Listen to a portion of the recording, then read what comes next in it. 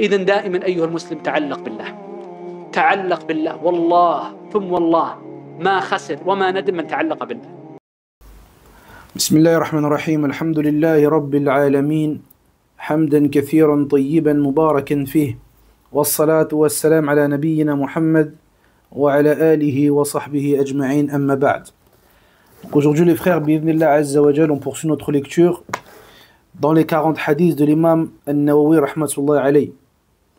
Aujourd'hui on est arrivé au 8e hadith où l'auteur il nous mentionne un hadith où le prophète sallallahu alayhi wa sallam il mentionne le caractère sacré du musulman et ce qui s'oppose à cela. Donc le hadith il est rapporté par Ibn Umar radiyallahu anhu أن رسول الله صلى الله عليه وسلم قال أمرت أن أقاتل الناس حتى يشهدوا أن لا إله إلا الله وأن محمدا رسول الله ويقيموا الصلاة ويؤتوا الزكاة فإذا فعلوا ذلك عصموا مني دماءهم وأموالهم إلا بحق الإسلام وحسابهم على الله. Donc dans ce hadith qui est rapporté par Abdullah ibn Umar, qui est le fils de Umar ibn Khattab, et c'est min al-mukthirin min al-sahaba. Al-mukthirin, c'est ceux qui ont rapporté beaucoup de hadiths du prophète alayhi salatu wassalam. Et Abdullah ibn Umar, c'est son cas. Et on voit que dans le premier hadith, Bunya l'islam ala khams, que l'islam est battu sur 5 piliers, lorsque Nawawi il a ramené le compagnon Ibn Umar, il a dit quoi? Abu Abdurrahman. Abdullah ibn Umar, il a mentionné avec sa kunya. Et là il dit quoi? Il dit rapporté par Abdullah ibn Umar. Il a enlevé le Abu Abdurrahman. Et dans d'autres hadiths, on va voir, il va dire quoi?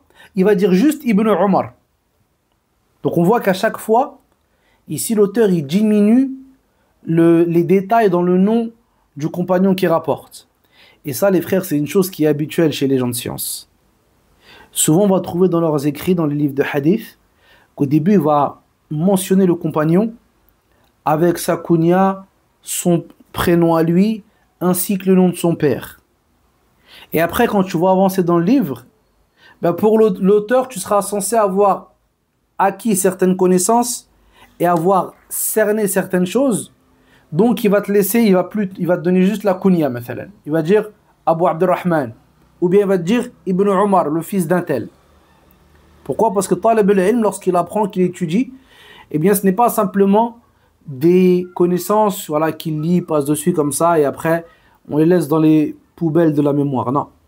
Au contraire, cette science-là, elle se construit l'une sur l'autre. Et toi, si tu veux avancer de manière correcte, de manière saine, eh bien tu dois maîtriser les fondements afin de pouvoir construire des choses dessus. Donc ici, Ibn Umar il rapporte le hadith du prophète alayhi salatu wassalam, il nous dit que le prophète sallallahu alayhi wa sallam il a dit Umirtu an uqatila an-nas. Umirtu, ceux qui ont fait un petit peu d'arabe ici, ils vont comprendre qu'il y a une forme qui est spéciale ici. En français, on traduirait par on m'a ordonné de combattre les gens. Donc ici, on m'a ordonné, en arabe on appelle ça mebni lil majhoul. D'autres savants, ils n'aiment pas trop cette appellation comme Sheikh al-Uthaymin. Ils nous disent on appelle ça mebni lima lam yusamma fa'iluh. Donc, entre guillemets, je pense qu'en français, de manière simple, on dit que c'est la voie passive. Ça veut dire que pour un intérêt ici, on ne mentionne pas le sujet. Ici, le prophète sallallahu alayhi wa sallam, il dit on m'a ordonné de combattre les gens. Qui c'est qui ordonne au prophète alayhi salatu wa sallam? Allah azza wa jal. Sans qu'il n'y ait de divergence, c'est les savants. Quand le prophète sallallahu alayhi wa sallam il dit on m'a ordonné, eh bien ce qui est voulu c'est le fait de dire Allah m'a ordonné. Et quand les compagnons radiyallahu anhum ils disent umirna, on nous a ordonné, et ça arrive souvent dans les textes des compagnons aussi les frères, vous allez le voir beaucoup, on nous a ordonné, on m'a ordonné. Eh bien beaucoup de savants ici disent que on nous a ordonné c'est le prophète alayhi salatu wassalam. D'autres savants ils disent non, peut-être que c'est le prophète alayhi salatu wassalam peut-être que c'est un calife parmi les califes de l'époque. Donc ils disent on a besoin d'un indice pour être sûr que ça vient du prophète alayhi salatu wassalam. Et d'autres savants ils disent non, ils disent ce qui est connu chez les compagnons, c'est que lorsqu'ils disent ça, eh bien, ils visent le prophète alayhi salatu wassalam. Et dans ce hadith-là, lorsque le Nabi alayhi salatu wassalam il dit on m'a ordonné de combattre les gens jusqu'à ce qu'ils disent la ilaha illallah, eh bien ici dans une autre version du hadith qui est rapportée par Ahmed et d'autres, naam, il dit alayhi salatu wassalam amarani rabbi. Donc là ici c'est clair, il n'y a plus de place au doute. Il dit dans cette version-là alayhi salatu wassalam mon Seigneur m'a ordonné. Donc là c'est bon, le musulman à partir de ce moment-là il n'a plus de doute. Donc ici le prophète sallallahu alayhi wa sallam ici va nous mentionner plusieurs choses. Déjà la première des choses que nous on comprend les frères ici, quand il dit umirtu an uqatil an-nas, on m'a ordonné de combattre les gens. Si la personne qui va débuter dans la langue arabe, il peut faire l'erreur. Et il va traduire par uqatil an-nas, on m'a ordonné de tuer les gens. Là, celui qui traduit comme ça, il s'est trompé. Parce qu'il y a une différence entre uqatil wa aqtul. Uqatil, c'est je combats. Aqtul, ça veut dire je tue. Et là, on comprend une chose aussi. C'est que les savants, ils mentionnent ça dans leurs livres. C'est que l'islam, comme toutes les religions et comme tous les peuples et les communautés, la guerre peut être légiférée dans certains temps et dans certains moments, sans aucun doute. Mais le but de cette guerre-là, ce n'est pas de tuer les gens. Ce n'est pas d'avoir le dessus sur eux. Ce n'est pas de les humilier. Là, ici, le but, c'est de les combattre afin qu'ils reviennent, afin que tienne le pouvoir l'islam et la législation islamique. Pourquoi? Pour que ces gens-là puissent découvrir l'islam comme il est véritablement et par la suite embrasser l'islam. C'est ça le but. C'est pas de tuer les gens, de les montrer nous on est fort, vous êtes faibles, nous on est des croyants, vous êtes des mécréants. Là. Le prophète sallallahu alayhi wa sallam, il a accepté la parole et l'islam apparent, bien sûr, l'islam apparent des hypocrites. Pourquoi? Parce que lui on lui a pas ordonné de chercher ce qu'il y a dans les cœurs. Et le prophète sallallahu alayhi wa sallam, il a accepté l'islam de la personne lorsqu'il mettait comme condition de ne pas donner la zakat, mathalan, ou de ne pas faire le combat fi sabilillah. Il a accepté alayhi salatu wassalam. Ou un jour, il est venu le voir. Il a dit à Rasulallah, moi je rentre dans l'islam. Enfin, il n'a pas dit à Rasulallah, il a dit à Muhammad, je rentre en islam, à condition de prier que de prières. Et le prophète sallallahu alayhi wa sallam, il a accepté. Et là, l'imam Ahmed, sur ces hadiths-là, il a sorti une règle. Est-ce que ça veut dire qu'une personne dit, moi je prie que de prières, c'est bon? Là. Il a dit yuqbal al-islam ala shart al-fasid. On accepte l'islam de la personne même avec une condition qui est bancale entre guillemets, qui est mauvaise. Et après que la personne ait embrassé l'islam, alors là on lui ordonne de tous les traits obligatoires de l'islam et on lui interdit les choses qui sont interdites. Mais regarde ici, pourquoi on parle de ça ici les frères? Pour montrer la grande motivation du prophète alayhi salatu wassalam à ce que les gens ils rentrent dans l'islam et ils embrassent le message de l'islam afin qu'ils puissent être sauvés yawm al-qiyamah. Taïb. Donc ici, le prophète sallallahu alayhi wa sallam nous dit on m'a ordonné de combattre les gens jusqu'à ce qu'ils disent la ilaha illallah. Ici les gens, ils font partie, ce qui est voulu par les gens, c'est deux types de personnes. Le premier type de personnes, ce sont les non-croyants, ceux qui refusent et qui n'ont pas accepté l'islam. Et le deuxième type, ce sont ceux qui refusent certains traits emblématiques, certains caractères emblématiques de l'islam. Sha'air l'islam.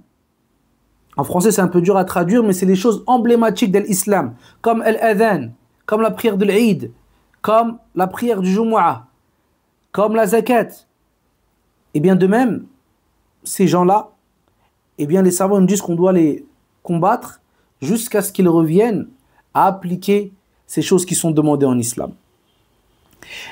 Donc il dit alayhi salatu wassalam, hatta yashhadu an la ilaha illallah. Jusqu'à ce que ces gens-là, ils reconnaissent qu'il n'y a de divinité digne d'être adorée si ce n'est Allah Azza wa Jal. Et vous allez voir ici, les savants, ils disent quand c'est un groupe de personnes, alors l'imam des musulmans, il doit les combattre. Et quand c'est des personnes esseulées, on va dire, c'est-à-dire des cas particuliers, alors leur jugement, c'est la peine capitale.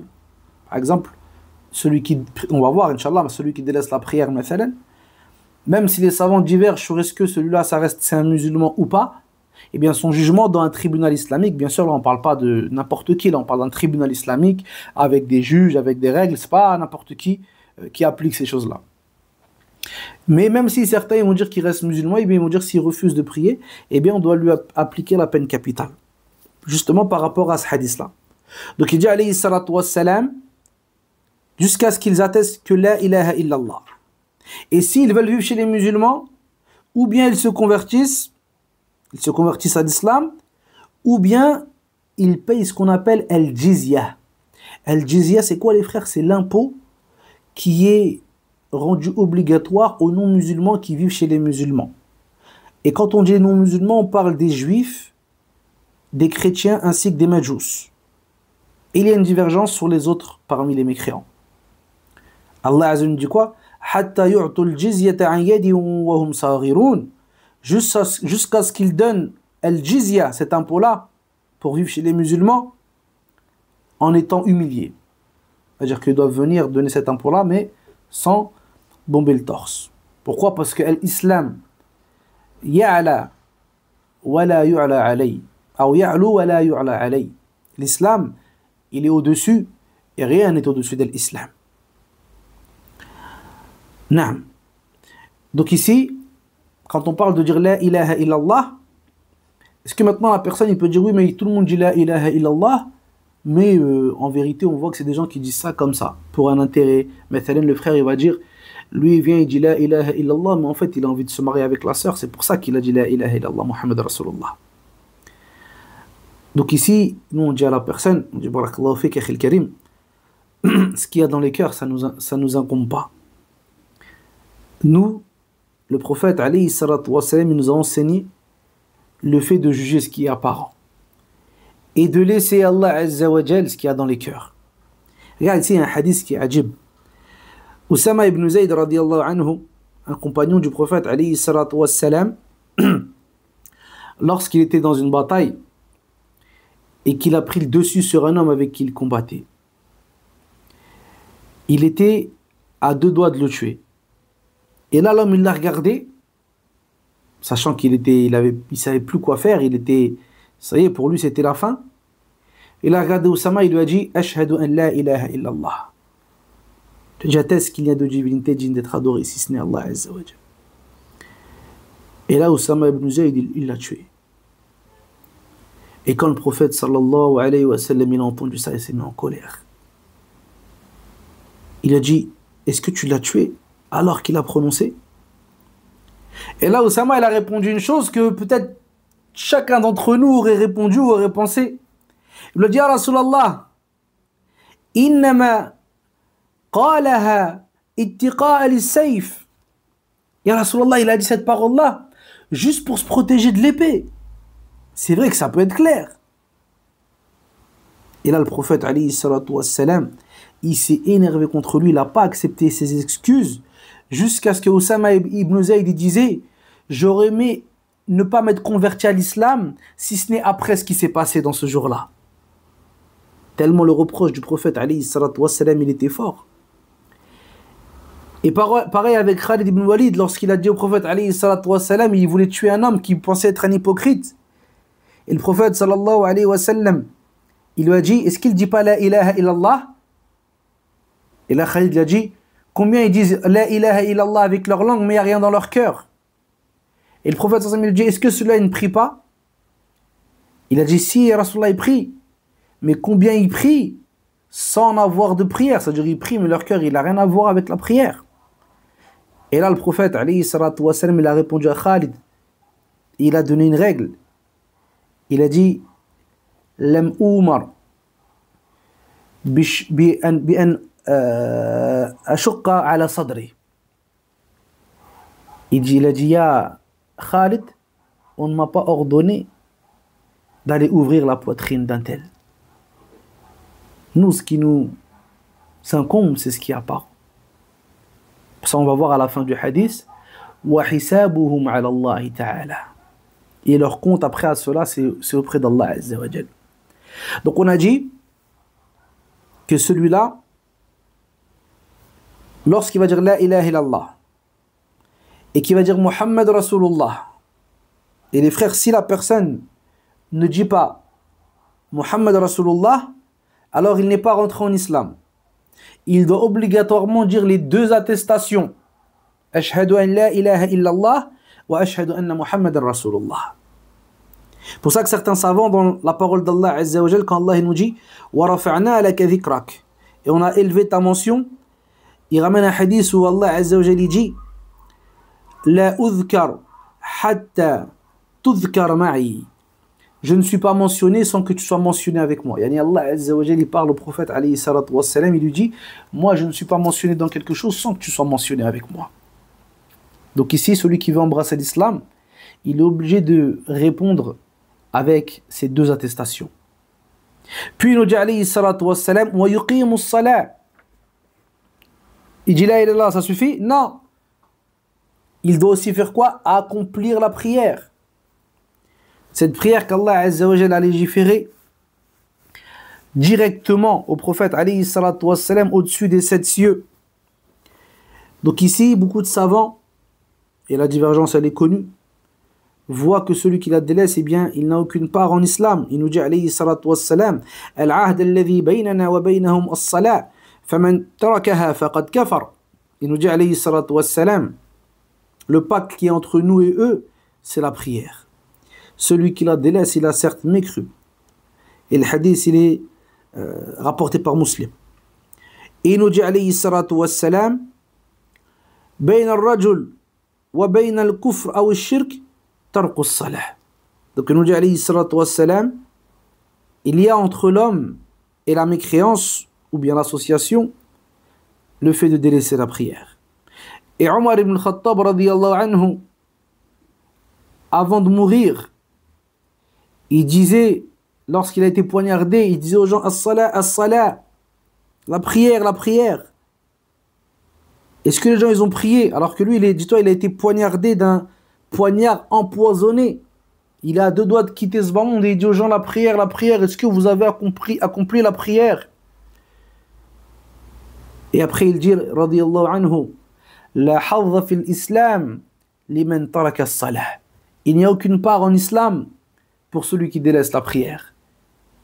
Et Abdullah ibn Shaqiq, il dit adraktu 30 ou la afwan, il dit كان أصحاب رسول الله صلى الله عليه وسلم لا يرون شيئا من الأعمال تركه كفرا إلا إيش إلا الصلاة. Donc il disait les compagnons, et ça c'est un consensus, il dit les compagnons du prophète sallallahu alayhi wa sallam, ils étaient tous unanimes sur le fait que délaisser une chose parmi les actions n'est pas de la mécréance si ce n'est la prière. C'est-à-dire que délaisser la prière pour les compagnons, pour tous les compagnons, c'est de la mécréance. Et ça, les frères, c'est parmi les preuves les plus fortes que les savants qui disent que c'est de la mécréance, ils ont. Pourquoi? Parce que des fois, les hadiths, on peut les interpréter, dire ouais, mais peut-être la mécréance qui est voulue, c'est de la petite mécréance, et peut-être qu'il y a des moyens de peut-être comprendre des fois les textes. Mais quand tu as un consensus de compagnons, et que tu trouves que personne chez les compagnons a dit le contraire, c'est très compliqué de s'opposer à ça. Et Al-Iraqi, rahimahullah, qui est un savant, qui est un grand savant, il a un livre justement où il mentionne certains savants du Maghreb. Quand on parle du Maghreb, c'est pas forcément le Maroc, mais c'est cette région, Algérie, Maroc, l'Espagne de l'époque. Et il dit que chez certains savants qui mentionnaient, ils traitaient cette question de délaisser la prière, pour eux c'était une question qu'on appelle en arabe fardiyya. C'est-à-dire c'est une question qu'on imagine, mais qui n'existe pas dans la réalité. C'est-à-dire qu'à l'époque, chez les musulmans, tout le monde priait. Il il n'y avait pas de musulmans qui délaissaient la prière totalement, ou bien c'était très très rare. Et Al-Iraqi, quand il parle de cette histoire, il dit que cette histoire c'était fil qarn as-sabi', au 7e siècle de l'Hégire. Ça veut dire que c'était pas au début, tu comprends, à l'époque de l'imam Ahmed, à l'époque des compagnons, non. Même au 7e siècle de l'Hégire, certains savants ils disent, nous cette question de se dire qu'un musulman ne prie pas, ça n'existe pas pour nous. Qu'est-ce que il dirait s'il voyait l'état dans lequel sont les musulmans aujourd'hui, wallah al-musta'an. Ensuite, il nous dit, alayhi salatu wassalam, wa yu'tu zakah. Et il donne l'aumône. La personne ici, elle donne l'aumône. Taïb, est-ce qu'on peut dire que si on dit que celui qui délaisse la prière, c'est un mécréant, on va dire que celui qui délaisse la zakat obligatoire aussi? Là, ce n'est pas parce que le prophète, sallallahu alayhi wa sallam, a mentionné une chose dans une même phrase, dans un même contexte, que le jugement est le même. En arabe, on appelle ça dalalatul iqtiran, c'est-à-dire l'argumentation de l'accompagnement. Une traduction relative et approchée. Pourquoi des fois on peut dire que les choses vont venir dans un seul et même contexte, un seul et même siyaq, et malgré ça, le jugement il va changer, il va diverger. Parce qu'Allah dit dans le Coran, Inna Allah ya'murukum bil adli wal ihsan. Allah il vous ordonne l'équité et la bienséance et l'excellence. L'équité c'est obligatoire.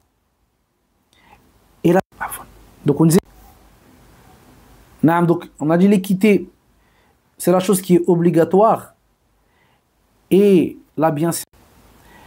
Et malgré ça, Allah Azza wa Jalla les a mis dans le même contexte. Donc des fois quand tu vois quelque chose dans les textes qui viennent ensemble, doucement avant de juger. C'est possible que des fois ça veut dire que le jugement est égaux, c'est pas de manière absolue. Mais c'est pas non plus de manière absolue le fait de dire que forcément, si ça vient ensemble, le jugement c'est le même. Là. En tout cas, il n'y a aucun doute que les savants ont divergé sur celui qui délaisse la zakat volontairement, qui refuse de la donner. Est-ce que c'est un musulman ou non? Cependant, ils ne divergent pas sur le fait de dire que celui-là, il a fait un péché très très grave. Il a fait un péché très très grave. Et beaucoup de hadiths sont venus de la part du prophète alayhi salatu wassalam sur le châtiment douloureux de celui qui délaisse la zakat. Donc la personne doit faire attention à ça. Il doit apprendre les jugements liés à la zakat. Comment on l'a versé, à qui il a donné, quand on l'a donné. Quand il y a des travails, il y a des petits commerces, on peut faire un peu d'argent, on fait attention à être au top. Tac, la facturation, je vais analyser le marché, je vais faire. Et quand c'est notre religion, malheureusement, on est négligent. Alors qu'Yawm al-Qiyamah, Allah Azza wa Jalla va te demander sur ces choses-là. Naam. Et après la mort du prophète, sallallahu alayhi wa sallam, on va trouver que Abu Bakr radiyallahu anhu, lorsqu'il a pris le khilafa, eh bien certaines personnes ont refusé de donner cette aumône. Ils ont dit non, cette zakat, on l'a donnée au prophète alayhi salatu wassalam. Maintenant qu'il n'est plus là, on la donne à personne d'autre. Et Omar il a dit, ils disent la ilaha illallah, et toi tu veux les combattre? Et là, Abu Bakr, il lui a dit, Allah Azza wa Jal, il a mis la prière et la zakat comme deux sœurs. Celui qui veut séparer entre les deux, je le combattrai. Pourquoi? Parce que lui il va dire quoi? Moi je prie mais je ne donne pas la zakat, j'ai pas besoin. Et à partir de ce moment-là, Omar il a accepté la parole d'Abu Bakr. Quand il a vu la fermeté et la détermination, il a dit qu'Allah il a ouvert sa poitrine sur la parole d'Abu Bakr. Et ici il y a une chose, les frères, que certains savants mentionnent qui est subtile et technique. Regarde ici. C'est quoi qui est le plus clair comme argumentation? Le fait de dire qu'Allah Azza wa Jal, dans le Coran, il cite la prière avec la zakat, et c'est une vérité. La plupart des moments où la prière est mentionnée dans le Coran, la zakat est mentionnée avec. Taïb.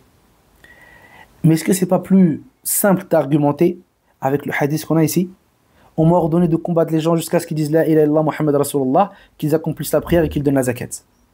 Clair, c'est clair et net. Les savants nous disent ici que Abu Bakr n'avait pas le hadith. Ou bien il l'a eu et il l'a oublié. Ou bien il ne l'a pas mémorisé. Ou bien le hadith ne lui est pas parvenu. Et là tu te dis subhanallah al-azim. Qui c'est qui rapporte le hadith? C'est le fils de Omar Et là, on comprend aussi que Omar non plus n'a pas eu le hadith. Et Ibn Omar, bi-ijma' al-ulama, sans aucune divergence, il est en bas, il a un rang plus bas que Abu Bakr et Omar. Et malgré ça, lui, il a un hadith, il a une science que ces grands hommes n'ont pas. Donc ça, il y a une éducation pour nous dans ça, les frères, qui est le fait que ne méprise pas les gens. Naam, il se peut que lui, ce soit un cheikh plus grand que le petit étudiant que tu vois ici. Sans aucun doute. Plus pieux, plus savant, plus tout. Mais il se peut que ce petit étudiant, il peut t'apporter des choses que peut-être des fois tu ne trouveras pas chez le grand cheikh. Et ça, c'est pas un blâme dans le grand cheikh. Mais c'est comme ça. Allah Azza wa Jal, c'est lui qui donne l'arzaq. C'est lui qui donne les subsistances. Donc ici, tu te rends compte que le meilleur des hommes, après les prophètes et messagers, eh bien, ce qui est apparent, c'est qu'il n'avait pas un texte. Et que Ibn Omar l'a eu. Et que toi, aujourd'hui, dans le 93, dans le 95, tu l'as. Donc, il n'y a pas de honte à prendre de celui qui est peut-être plus petit qu'un autre. Tout ce qui est important, c'est de suivre la vérité. Et de ne pas se fanatiser. Regarde, subhanallah, Sulayman alayhi salam, il a pris l'information de l'Hudhud, de la huppe. Et tout le monde a profité de ces informations-là jusqu'à ce qu'une communauté entière rentre dans l'islam par la cause de la huppe.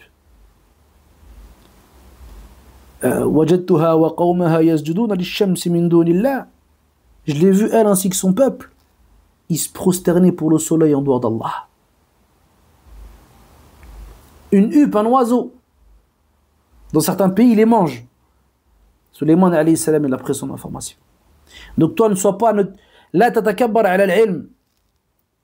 Ne fais pas preuve d'orgueil envers la science. Ne dis pas, ouais, mais lui, c'est qui? Moi, je vais aller chez les grands, moi, je n'ai pas besoin de lui, là. Là. Toi, ce qui t'intéresse, c'est ce qui est auprès d'Allah Azza wa Jal. Savoir qu'est-ce que Nabi alayhi salatu wa salam, il aurait fait, il aurait dit dans certaines situations. Et le fait de trouver cette réforme, le fait d'être une meilleure personne, peu importe le moyen. Donc voilà, en tout cas les gens de la sunna ne se fanatisent pas. C'est pour ça que certains savants ils disaient yujad fil nahr ma la yujad fil bahr.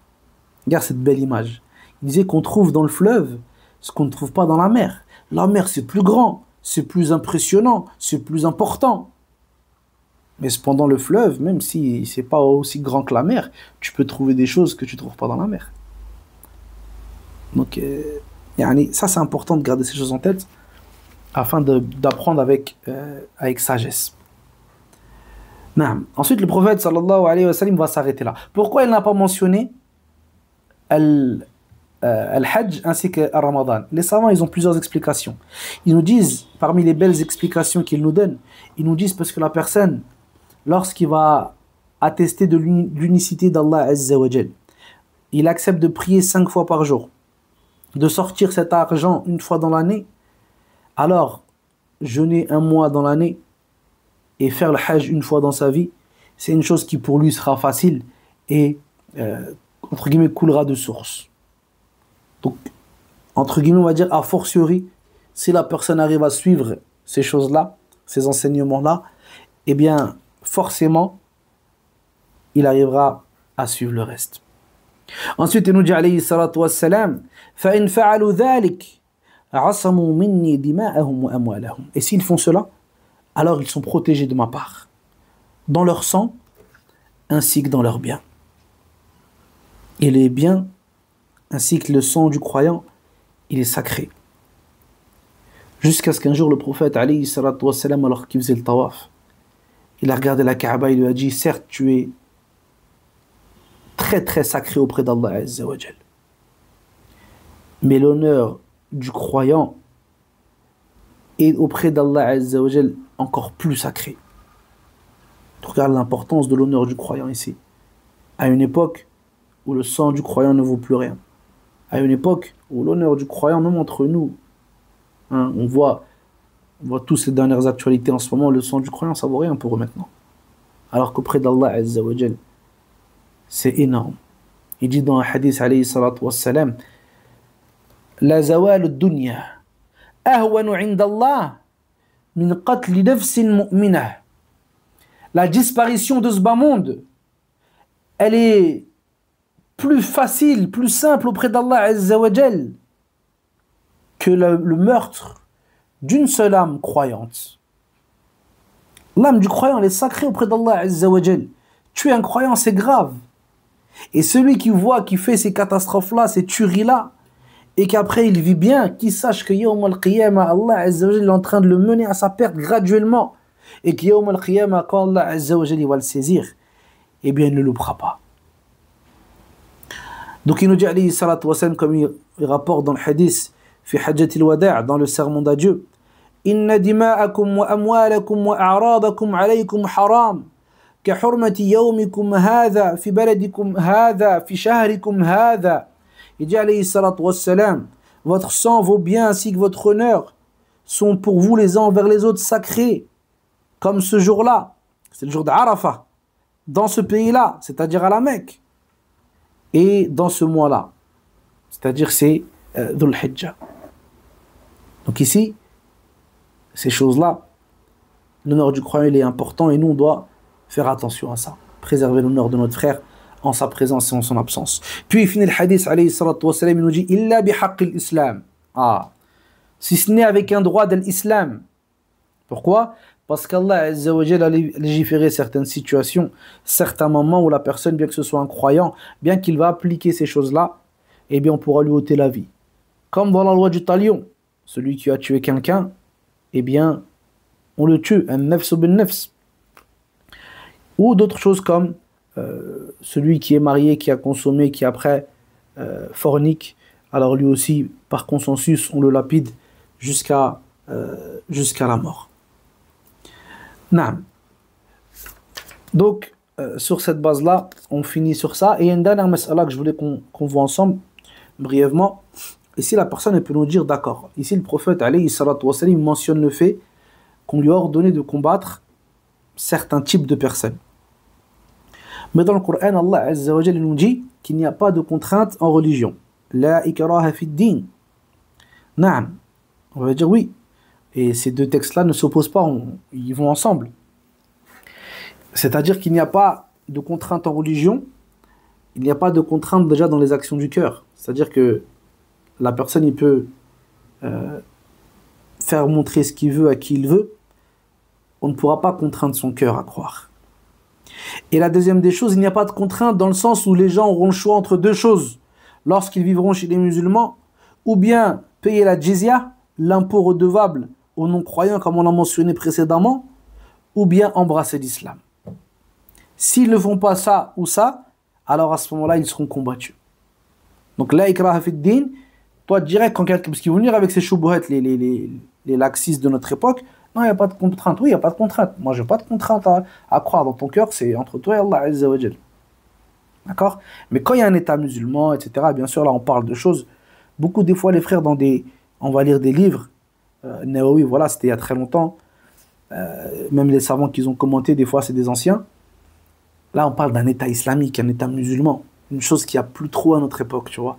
Donc, des fois, tu as des jugements, toi, tu vas les lire, tu vas passer dessus, mais ça ne te concerne pas.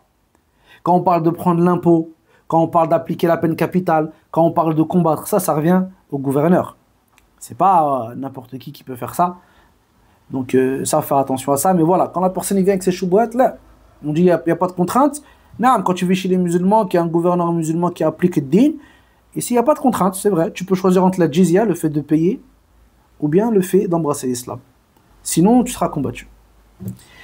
Wallahu ta'ala a'la wa a'lam. Subhanak Allahumma wa bihamdik. Ashhadu an la ilaha illa ant. Astaghfiruka wa atubu ilayk.